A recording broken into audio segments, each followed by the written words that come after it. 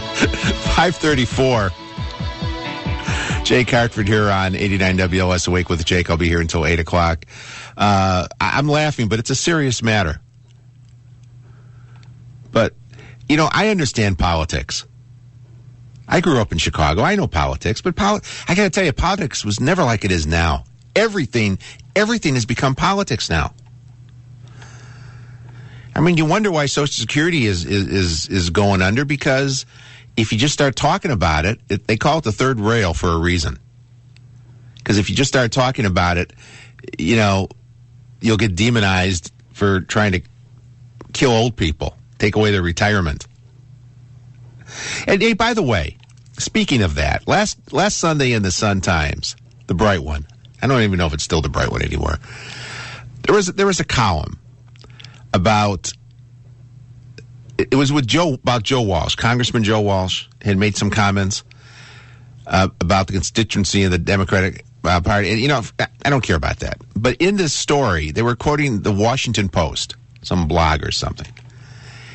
And they lumped in all these entitlement programs that they said were taxpayer-funded handouts or whatever. And they had Social Security in there. And Social Security is paid for by people's out of their paychecks. If you're in the, I'm not sure how that works with the government jobs anymore, because it used to be that they never paid into Social Security, and I think that may have changed somewhat. But if you have a job, you're flipping hamburgers at a Wendy's, or selling coffee at Starbucks, or you're driving a truck for Averett, or working for the White Sox in the ticket office, any of those jobs, anybody's jobs like that, you pay Social Security out of your check. And that's one of the things that we have. They lowered the rate this year, so you'd have more money in your pocket. But eventually, that's got to go back in, so when you retire, you get money. And your employer also puts money in for you into an account, so it'll be there when you retire. That's not a handout, and it doesn't matter. And it doesn't matter how poor you are or how rich you are. If you worked and paid into the fund, you get Social Security. You're entitled to that. That's no government handout. That's not the taxpayers paying for your retirement. You put into that. You contributed to that. That's not whatever. But anyway, getting back to the politics and stuff, all this stuff gets politicized. And it seemed like this administration has been one long re-election campaign from the first day. I was thinking this morning on the drive in, this president has never had a budget. He has never passed a budget. Will he be the first president who never passed a budget in history? The budget he signed when he first took office was the Bush budget.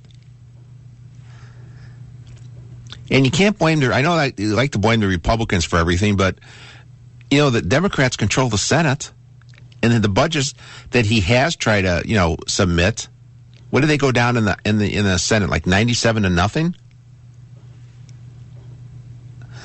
But everything is politics, and getting back to the story about the how we did the cyber attacks in Iran and stuff like that, that's giving away our intelligence, the way we gather intelligence. And there's people in Washington on the different intelligence committees who are very unhappy. And they're both Republican and Democrat. Dianne Feinstein, senator out of California, who is about as liberal as you can get, she is really PO'd. Someone should go to jail.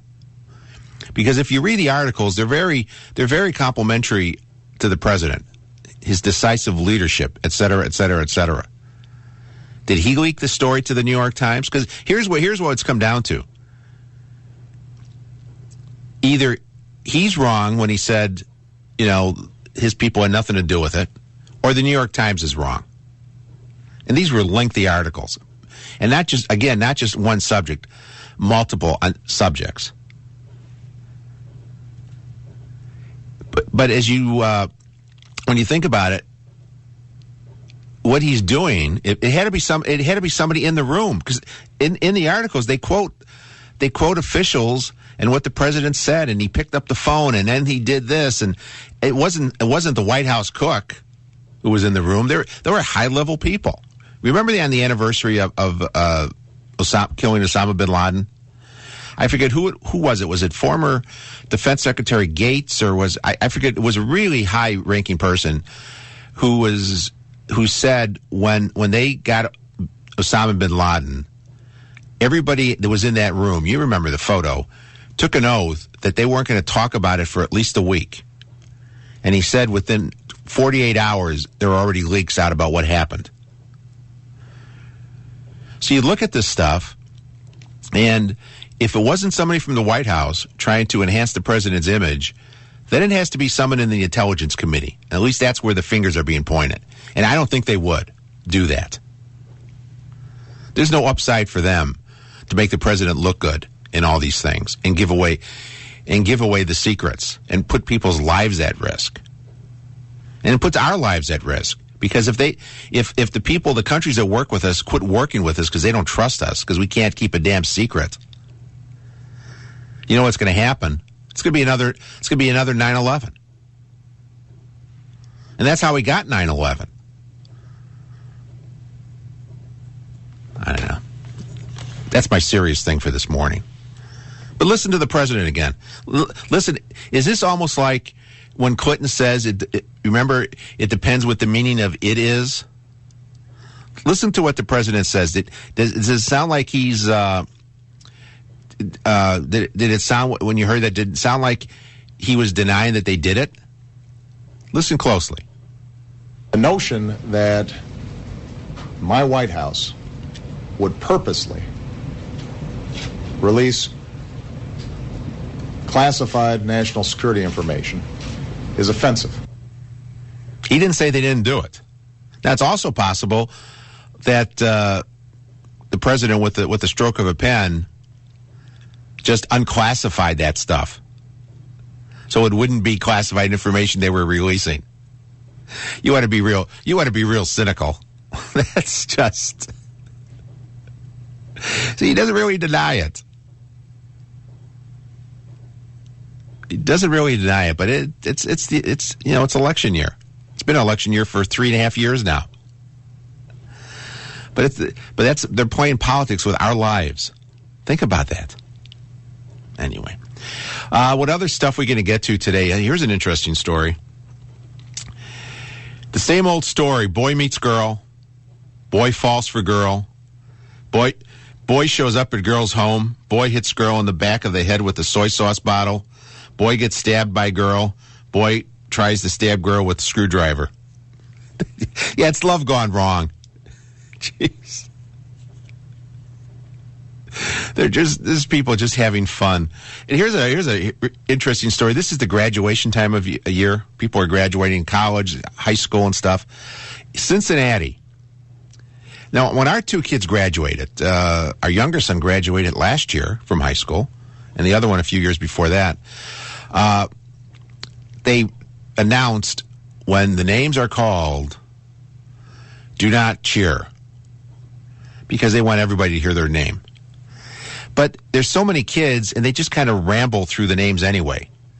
And when they say the name, you really can't put the name to the kid because the kids are all dressed alike in those gowns. So people cheer. It's normal. I was on my knees thanking God, kissing the ground. He did it. He's done it. But you know what? People do it. And some people cheer louder than others. And I understand it's kind of whatever. Well, this story out of Cincinnati, this kid, they announced his name, and his family really got loud in their cheering. So the school got upset, as schools do, and they're not giving the kid his diploma.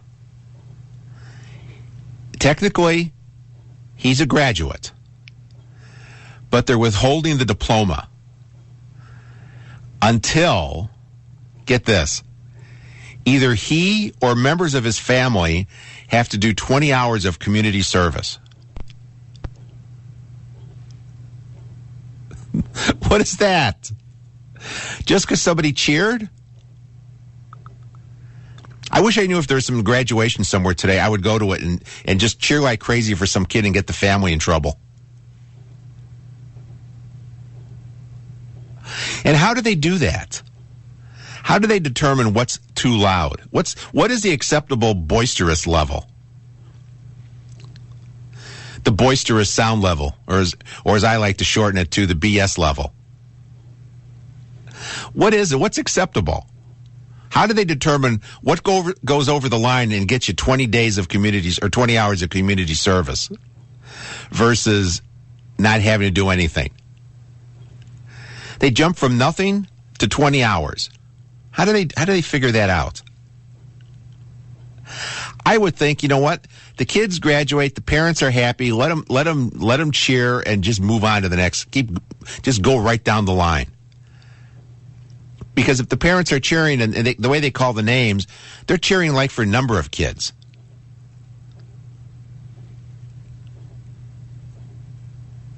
See, that's the way this show is. People say, what is it about the Awake with Jake show? See, we can go in the space of a few minutes from being attacked by our terrorist enemies around the world to a woman getting in trouble with the soy sauce bottle, to kids getting 20 hours of community service after they graduate. And by the way, there's a headline in the Chicago Sun-Times this morning, the CPS, Chicago Public Schools, graduation rates for 5-year students are at a all-time high. See, that's freshman, sophomore, junior, senior. What's the fifth thing? What is the fifth? It's freshman, sophomore, junior, senior. What's the fifth year? What do they call that? Does anybody know? Rick in Big Rock. Hey, Rick. Welcome to 89 WLS, Rick. Thank you. Good morning. How are you? What's on your mind? Well, you know what? I'm a happy guy. I think the world's supposed to be happy. And it's funny how it seems like we want to keep everybody from not being happy. So I wondered, what if you went to graduations and you booed for the kids that were the dummies that they pushed through and gave them the diploma just to get them out? Would you get in trouble for that? Or would they like that because you're down and out, you know? You know what? Now you go the other way. You boo the kids who had like the perfect attendance and the perfect grade average because they just made the other kids feel bad by being perfect. That, you know what? That probably fits better because that would go in, let's not keep score, let's, keep everybody equal. Nobody should achieve better than another. So, anyways, I just thought it was kind of funny when I heard you say that because we don't promote happy. We don't promote, oh, this is great, and I come from the peace and love generation, and we need that back. Well, anytime you get a little peace and a little love, that's a good time for everybody. Together, man. Have a great day. Thanks, Rick. Peace. Phil in Palatine. Phil, you're on 89 WLS. Yeah, this thing with the parents that have to do the community service because their kids are in trouble. When I was in high school, just before graduation, there was always this yearly senior ditch, not ditch day, but ditch of an assembly, and everybody was all into it. I could care less, but I went along with it, so I ditched the assembly.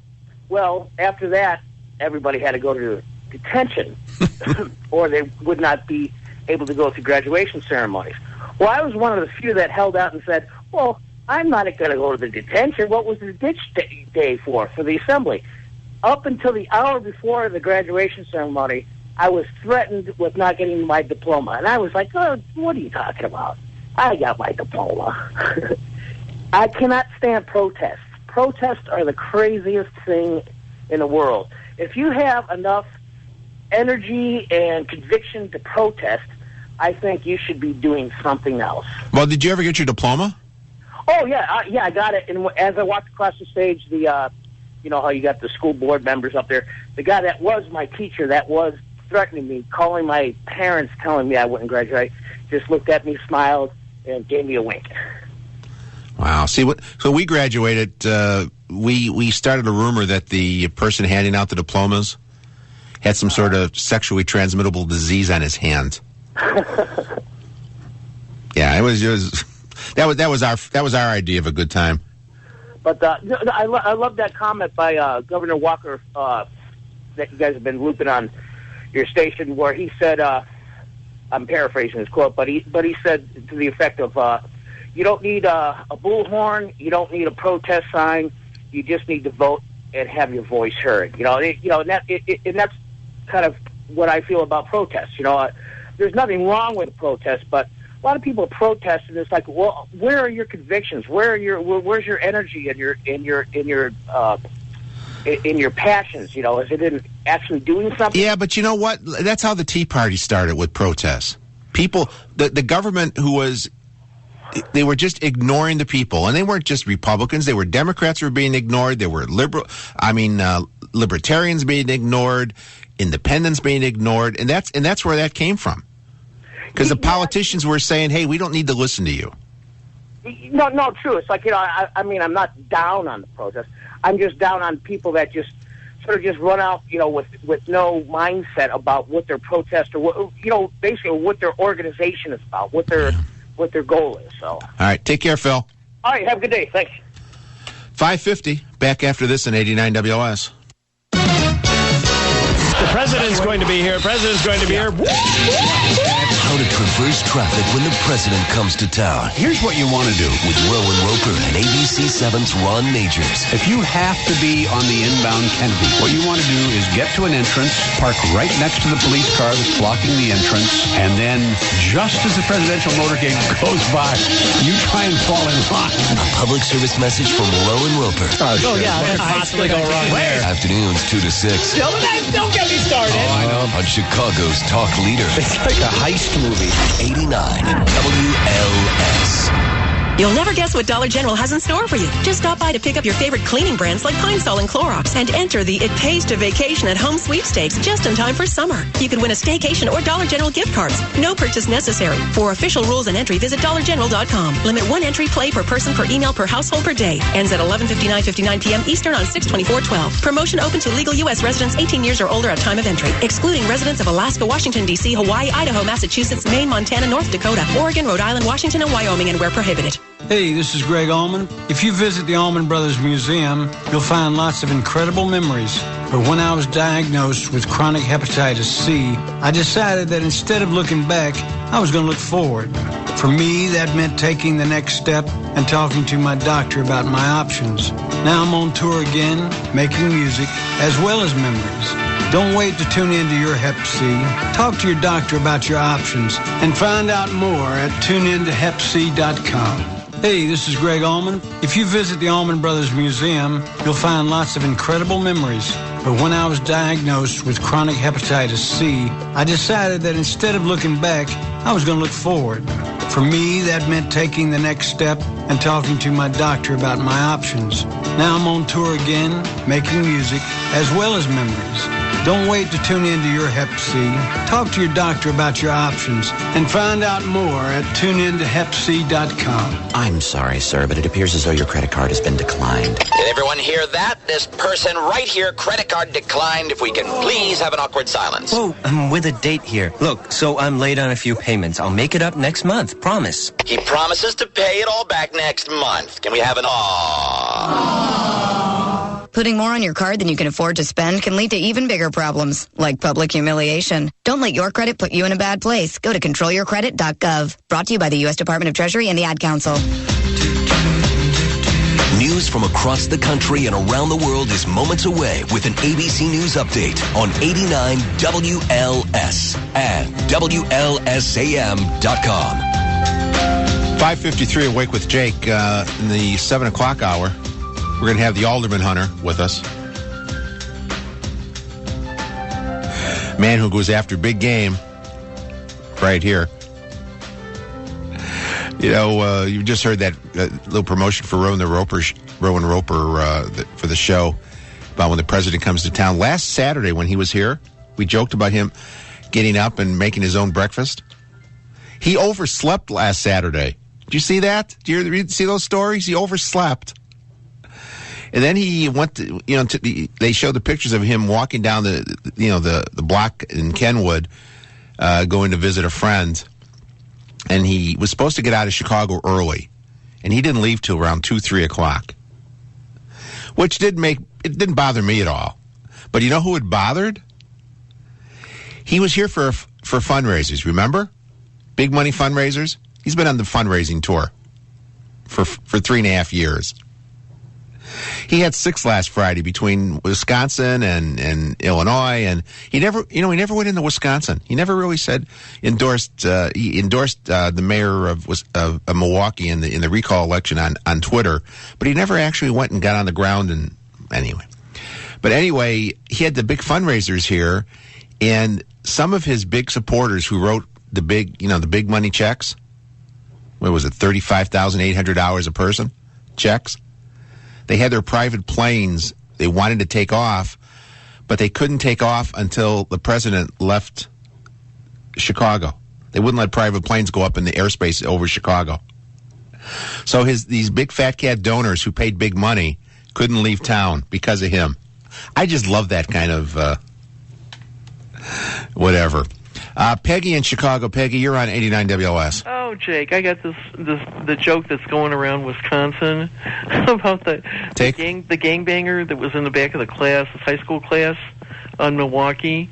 The guy was making all kinds of, noise and disrupting the class and everything. And the teacher goes back and he says, listen, if you want to learn, sit down, be quiet, and learn. And if you don't, go to Illinois. It's great. Anyway, did you hear the other? Your producer's going to have to check on this, but there's a bill that passed the U.S. House of Representatives that says the government can put out propaganda as news. If they pass that, we're all in trouble. But I thought you might like to have something to check on. It's always nice, All right, let's go to Peggy in Chicago. Peggy, you're on 89 WLS. Am I on? Yes, you are. Okay.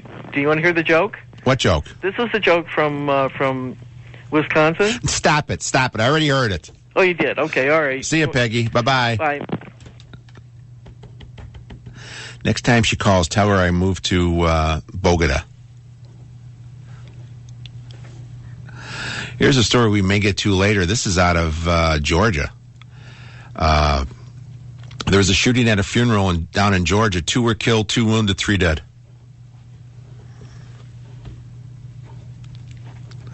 I got to tell you, I am so excited about what's coming up in the show. You get stuff here you don't get anywhere else. And there is some good stuff coming that you're going to be able to talk about. If you're going to a party tonight, you'll be able to talk about this. You'll say, hey, I heard this on the Awake with Jake show.